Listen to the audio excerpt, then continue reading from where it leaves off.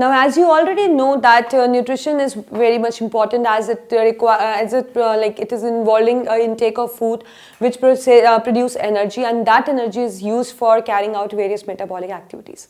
And we have already discussed this also, that there are two basic modes, one is autotroph and one is heterotroph.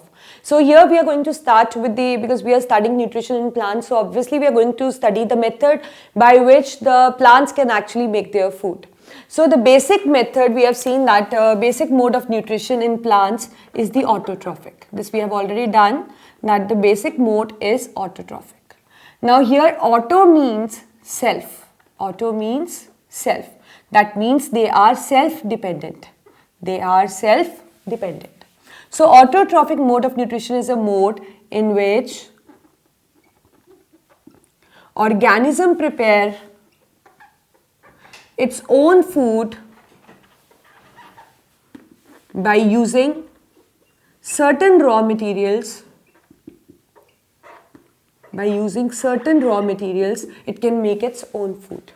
And we know that, like as we already discussed, that we are heterotroph and we depend on autotroph for this thing, fulfilling our nutritional requirement, whether directly or indirectly. But in this unit, we'll be concentrating only on the autotrophic one. So we'll start with like we have seen that there are plants that are capable of making their own food. Now talking about that what is the basic phenomena which is involved in the process of making of food? That is called as photosynthesis. That is called as photosynthesis. So what is photosynthesis? Obviously, photosynthesis is a process by which green plants can prepare their food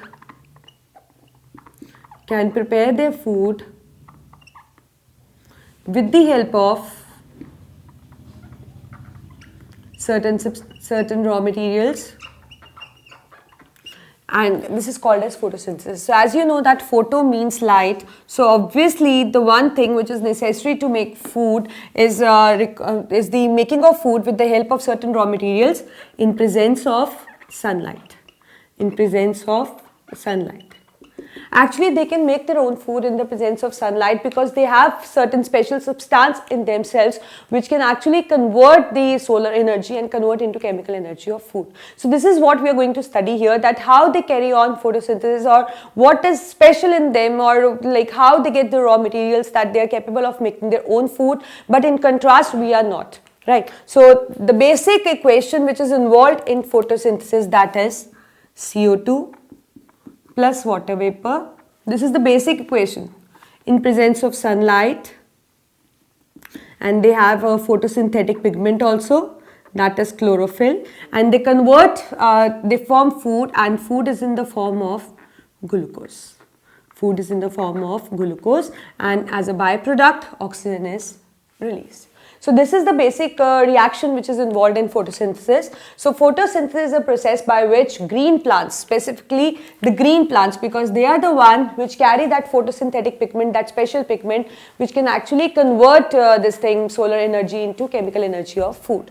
And the basic equation which is involved is CO2 water vapor in presence of sunlight and photosynthetic pigment, commonly chlorophyll, food in the form of glucose, and oxygen is released. So this is what is a photosynthesis. So now if we talk about the raw materials which are basic necessity to carry out photosynthesis, that is CO2, water vapor, sunlight, and chlorophyll.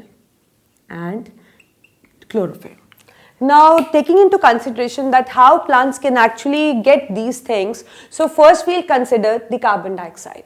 So the first raw material which I am considering is the carbon dioxide. As you all know that carbon dioxide is present in atmosphere. It is present in atmosphere. So now the question is that how plant take this carbon dioxide from atmosphere. We discussed this in the tissues as well, that there are, we know that we have like outer layer of this thing, plant is epidermis, And we have already discussed that epidermis contain a waxy layer, that is the cuticle, made up of protein cutin. But at some points cuticle is absent, where the pore-like structures, that is stomata, are present. Right, and we discussed about stomata as well, that stomata is bean-shaped cells, two cells which are bean-shaped enclosing a pore. Bean-shaped cells are called as guard cells. They enclose a pore, and this pore can actually open or close just depending upon the light intensity and depending upon the water content which is present in this cells. So what happened when the water content is more in them? So they get turgid, they get swell up, due to which they just widen and the pore gets open. And when there is no water inside them, so they just get flaccid, shrink, and which led to the closure of the stomatal pore. From this pore, so when this pore is open, this pore help in actually the gaseous exchange. This pore help in the gaseous exchange. So we see that that this is a point from where the carbon dioxide can enter into a plant. So what happened in daytime? In daytime, when the plant is carrying out photosynthesis, or it can actually carry out photosynthesis, it intakes CO2, it is moved in, and oxygen as a byproduct is removed out. This happened in the daytime. But if we talk about night time, when the plant cannot carry out photosynthesis, at that time what happened? CO2 is taken in, CO2 is given out like we do, and oxygen is taken in. So this is what happened at night time. So we know that plant can actually photosynthesize when the sun is there. So in daytime, the plants are taking, the green plants specifically I'm talking about, they intake CO2 and they give out oxygen as a byproduct. But in night time, when they are not carrying out photosynthesis because there is no sun outside, so what they do, they take in oxygen like we do and they give out CO2 same as we do. So this is what is the, you can say, the source from where the carbon dioxide enter into the plant. So I think you got it, that they enter from a pore which is enclosed by a guard cell, that is the stomatal pore. So stomatas are the pore-like structures which are present in the plant from where the gases exchange can occur. Now which gas is entering and which gas is going out, that depends upon that whether we are talking, taking into consideration the day or the night. That means whether the plant is carrying out photosynthesis, like we know that plant carry out photosynthesis in daytime and plant does respiration in the night time. So that depends, but perfectly the stomatal pore are meant for the gaseous exchange. Now you know that there is one point that is called as compensation point. There is one point that is a compensation point. You must be thinking that what happens when the day starts, when the sun rises, so the plant starts photosynthesis. But before that, when the sun hasn't risen, so at that time the plant was carrying out the respiration. So that means in early mornings and in the late evenings. So in early mornings what happened, the photosynthesis is just about to start and respiration is just about to end. And in dusky evenings what happened, that photosynthesis is just about to stop and respiration is just about to start. So at that peak time, at that moment when the respiration has to be switched into photosynthesis or photosynthesis has to be switched into respiration, so at that time what happened there, you can say that point is actually called as compensation point. So there at that point the actual exchange of gases does not take place. Actual exchange doesn't take place. What happened? Like suppose if I'm talking about early morning, so plant is carrying out respiration. So when the sun rises, so plant is switching from respiration to photosynthesis. So at that time what the plant is actually doing, it is the byproduct of respiration is CO2. So that CO2 is not given out by the plant. Instead of giving out, the plant uses that CO2 for photosynthesis. So at the same time, when we are talking about the evenings, when plant is about to switch from photosynthesis into respiration, so there the byproduct we know is O2. So the plant is not giving out that O2 into atmosphere. It is utilizing that, instead of giving, it is utilizing that for the respiration. So that is compensation. So compensation point is that, you can define it in this way, that it is a point where the oxygen released, or you can say it is a point when respiration and photosynthesis are both are occurring in the plant, or when they're just about to switch. You can say that. And that time the CO2 released as a byproduct of respiration is not given out. It is used for the photosynthesis. At the same time, you can say that oxygen which is given out by photosynthesis is not given out. Instead, it is used for the respiration. So this is what is called as the compensation point. Second raw material we'll be taking into consideration, that is the water.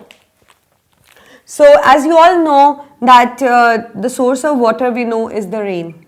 Perfectly, it is the rain. So and from where the plants get water, obviously we water the plants. Sometimes there is a natural source that there is a rain and plants automatically get the water. But if there is no rain, because every time we don't have frequent raining, right? But so at that time what we do, we just irrigate the plants. That means we water the plants actually. And we know that the plants actually have the vascular tissue, a specialized vascular tissue called as xylem, for transporting the water to aerial parts of the plant.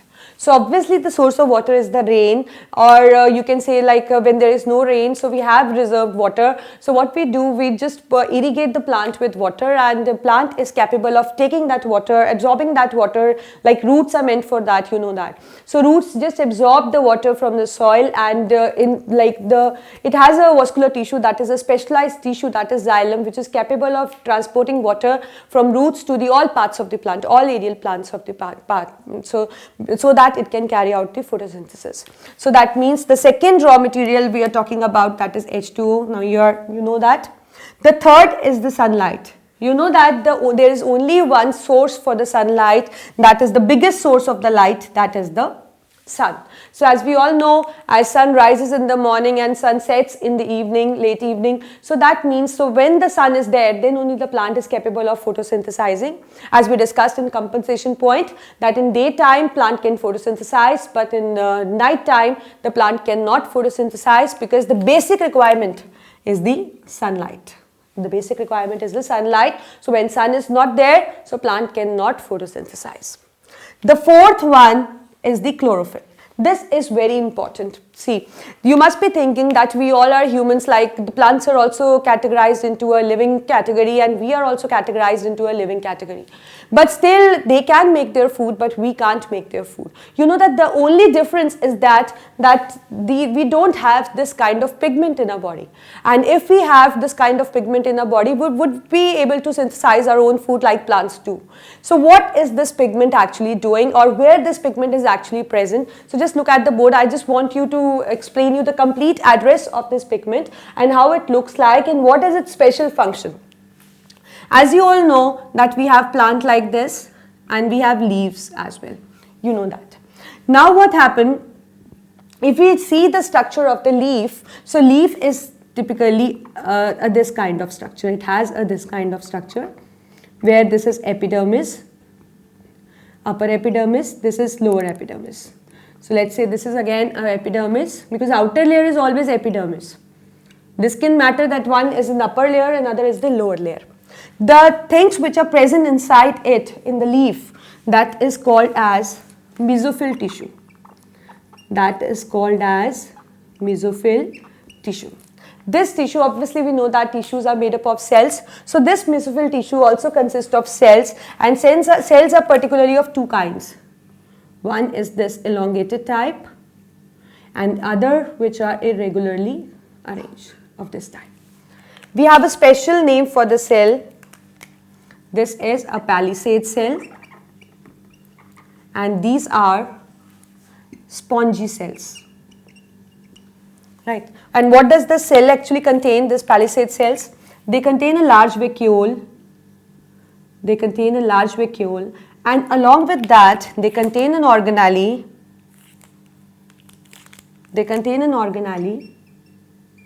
Like this. And you know that what is this organelle? This is kitchen of cell, that is the chloroplast. That is the kitchen of cell, the chloroplast. So where this chlorophyll is present? Chlorophyll is present in the palisade cells of the mesophyll tissue, in the chloroplast. So they are present in the chloroplast. Now the question is that how chloroplast looks like. Chloroplast is actually a double membrane structure. It is actually a double membrane structure, outer membrane This is inner membrane. It contains stacked structures of the membrane, like you have coins and you just pile them up. So the structure present in it exactly like the coins it is actually like the structure which you obtain when you pile up the coins. So they are like this. It is not specific that you need to make 3 or 4 in line. You can also make 3, you can also make 5, you can also make 4. And these stacked structures are actually called as grana. That is called as grana, and this is a singular form. Like if you need to call it in a plural form, it becomes granum. But if you talk of the single structure, that is called as thylakoid, or we can also call it as lamellae. That is called as thylakoid or lamellae. But when you stack these thylakoids together, the structure which we obtain is called as grana. So don't get confused. This is the same single thing. When you have a single structure, single membrane structure, that is called as thylakoid or lamellae. When you just stack them together or pile them together like coins, it becomes a grana, and in plural form we call it as granum. They are all interlinked. They are all interlinked like this. And this granum actually, this one, they contain the chlorophyll. They contain the chlorophyll. So here is the chlorophyll present. So I think you got it. Where is the chlorophyll is present? Obviously, if we look for the leaf, when we look for the leaf and there's a structure for the leaf. So in leaf, there is a mesophyll tissue. In it, there is a palisade cell. In palisade cell, there is an organelle chloroplast. Chloroplast look like this, and in the chloroplast, there is a stacked structure, that is the grana, and in grana, there is a chlorophyll.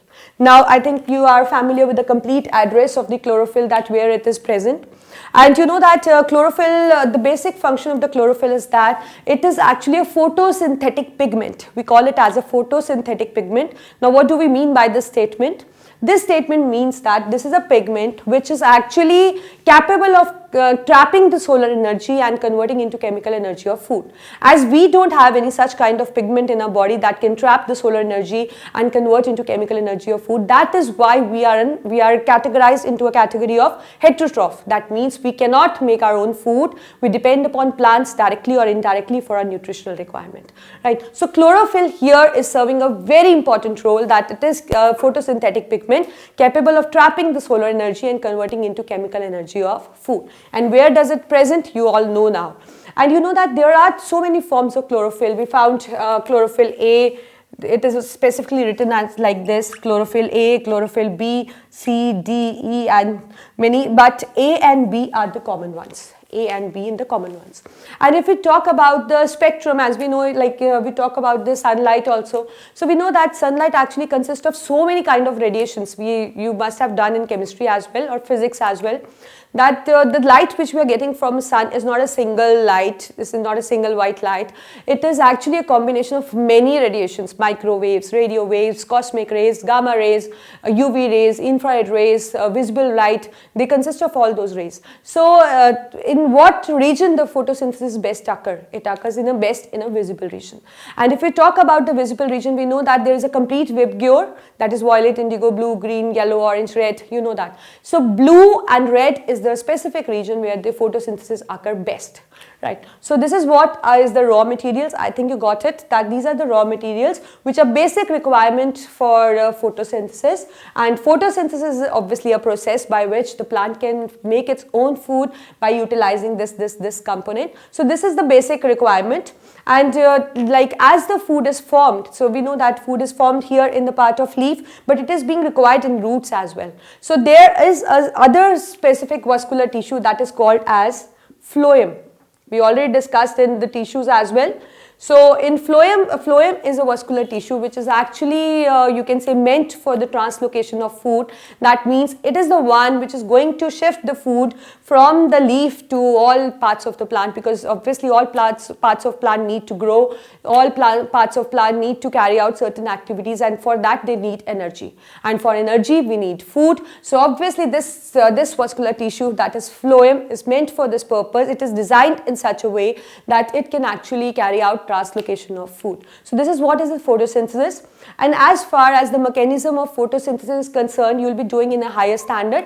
It is, you can say, consists of a specific important reactions, that is light reaction, dark reaction, but it is not included in your syllabus at this level. So we'll be taking into at higher level. So as for now, you should know that actually what the plants are autotrophs and how they're doing, what is photosynthesis, what is the basic equation, what is the basic requirement, and from where they are getting these things. And I think you got it in a right way. So just try to practice these diagrams as well, because in bio, diagrams play an important role. You can say they are actually a key to success in bio. So just practice the diagrams also. So this is what is photosynthesis. Now we are going to start with the basic nutrients, because we know that plants require certain nutrients for growth. So they are also categorized into different categories. So we'll be taking up next. But before we start, just go through it and try.